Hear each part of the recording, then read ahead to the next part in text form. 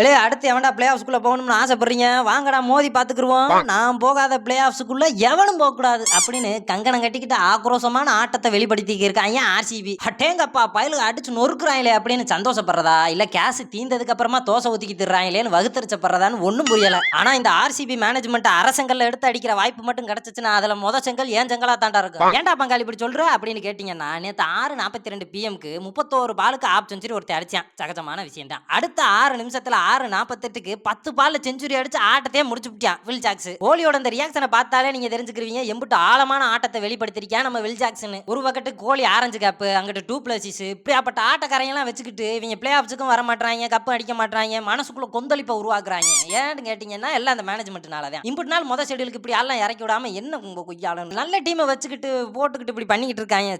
ஒரு மாதிரி நான் போட்டதுலேயே சங்கட்ட குஸ்காவான வீடியோனா இதான்டா. ஃபாலோ அண்ட் லைக் அமுக்குங்க, கருத்துக்களை கமெண்ட்ல தெரிவிச்சுட்டு போங்க. அப்படித்தான்.